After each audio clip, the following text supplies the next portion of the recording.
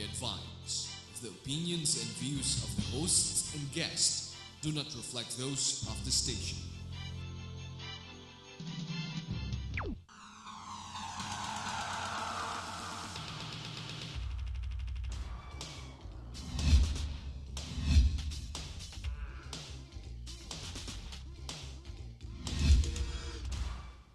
Good morning, Philippines. You are watching the Business Portal, your gateway to business trends and opportunities. Coming to you live on Channel 8 via Destiny Cable and Channel 1 via GSAT. Good morning. I am your host, Rowena Suarez, and you can call me Ro for short.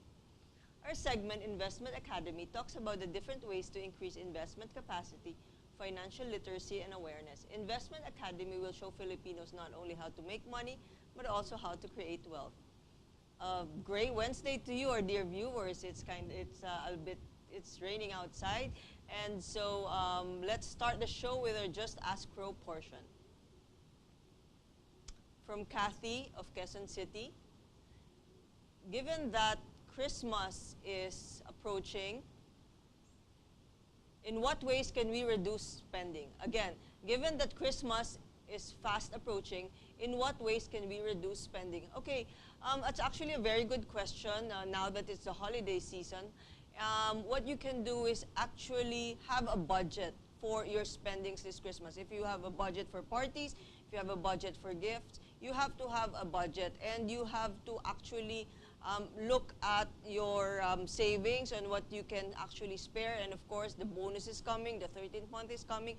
You actually have to just allocate a part there of your money and stick to that budget. You don't have to buy expensive gifts. You actually have, what you actually have to do is, think of what you really want to give this person, and that would be really more special. From Emily of Alabang, I am a stay-at-home mom, a mom of 3. How can I make extra money with this Christmas season without sacrificing with my kids? Okay, since actually you're a stay-at-home mom, there's so many things to do right now. A lot of things to do in the internet. You can actually do like a baking business. You can bake. You can actually cook food and actually then sell this to your friends. That's some business that you can actually start with at home, and you will not suffer or you will not sacrifice the time being with your family, with your kids. Okay, another question from Martin of Pasig. Is now a good time to get into the stock market? Okay, Martin, this is what I'm going to tell you. In going into the stock market, you don't think that you're going to get rich quick. It's actually a good time. Yes, it's a good time to get in the stock market. It's now on the 5,700 level, but then of course it's still being seen to go up by next year. But right now it's actually quite good because it's still going to go up. But then it's actually also good to do a regular investing in the market. But also when you get into the stock market, don't pull out right away. Make sure that you have your you have your ceiling on where to invest your money, and also have a goal for that investment. So if you have reached that goal, then that's when you can only pull out. So for questions, you may get in touch with us through 0917-862-7576 or just askrow@gmail.com. You can follow me at Twitter, just_askrow. And you can also view the show on YouTube, and you can follow my blog, just askrow at wordpress.com. And my website is www.rowenasuarez.com. Title of today's episode is An Appetite for Business, and our special guest will talk to us about what it's like to enter, grow, and stay in the restaurant business. I'm very pleased to introduce our guest today, one of Manila's most seasoned restaurateurs, the managing partner of the Red Crab Group, owner of restaurants such as Crustacea, Seafood Island, Chops, and Mr. Kurosawa, as well as a professor at the Ateneo de Manila. Our resource speaker for today is Mr. Raymund Magdaluyo. Good morning, Mr. Magdaluyo. Hi, good morning, Ro. How are you today? Good, good. So today, well, of course, this is Investment Academy, so we'll talk about how you get into the business and your career path into the business. Yeah, I unlike other restaurant operators, I'm not a chef. I don't cook. Okay. So I got into the business by accident. I was actually planning to take my PhD back in 2001. And then my mother put up the first store of Red Crab in Clark. And then I started helping her out. So the following year, I found myself getting more involved. So finally, after a couple of years, I took over. I liked the job. You know, I felt I was good at what I was doing. So I took over and grew the business from there. But before that, in school, did you take up business as well? Well, I had my course was a hybrid course. No? It was a management slash economics course. No? But my career initially was towards more the economic side. No? Yeah. As a matter of fact, after finishing in Ateneo, I took up urban planning in London School of Economics. Okay. So when I came back, I was a researcher. So it's very different from what I'm doing now. Okay. Yes. Okay. But then again, I had a bit of management background, no? And in Ateneo naman, they give you a lot of training so you can more or less handle whatever opportunity comes your way. So there, but I wasn't ready for it. No? So a lot of what I'm doing now comes from really years of experience and years of mistakes. And Actually, that's the best education, right? Yeah. The mistakes that you will make.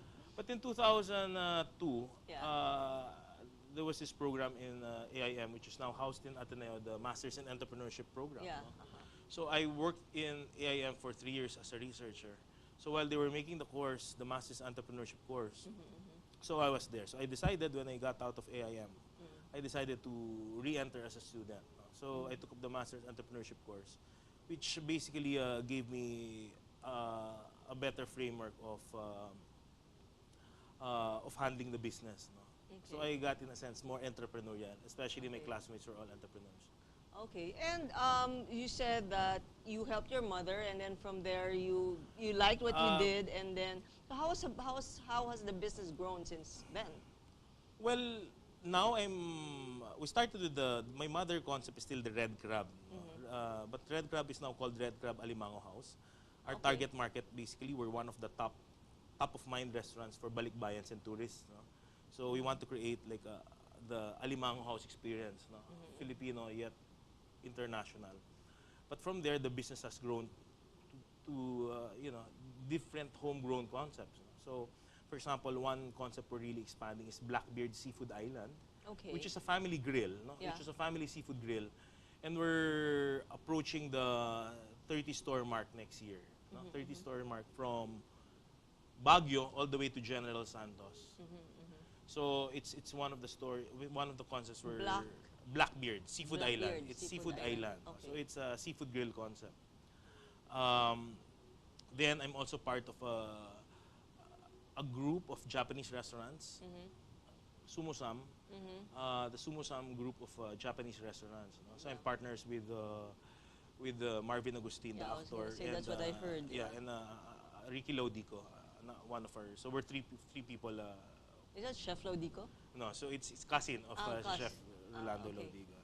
Okay. So now I'm part of different groups of homegrown restaurant concepts. No? Okay. So these are independent groups now. One other group I'm part of is the Claude Daddy in New Orleans. Oh, okay. Yeah, so it's that's the one in the fort. Yeah, the one in the fort. Yeah. So with all the restaurants, I have different partners. I started out with Red Crab with my family, no, my mother and my sisters.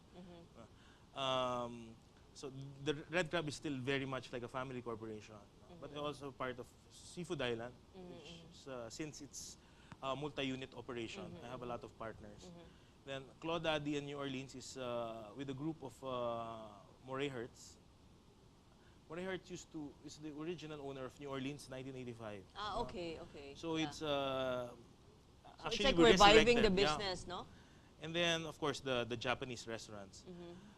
Together with another group, I'm doing some collaboration work with other local operators now, like the group of Banana Leaf. I partnered with them, and we created a steakhouse, Chops, very near here, Greenbelt.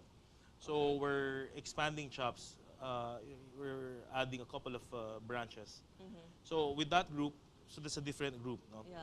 So, and I don't know, we're hoping we can revive at least one more old old timer brand next year, old timer restaurant brand next year. Okay, of course you cannot disclose it yet, right? Yeah, soon. Okay, but it's you. It seems like that your concepts are also unique, and you have so many businesses that you take care of. How do you manage your time with this?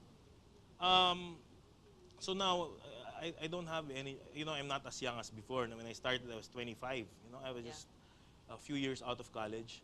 N- Now I have to rely on good people. No? So I have to make sure I get good people.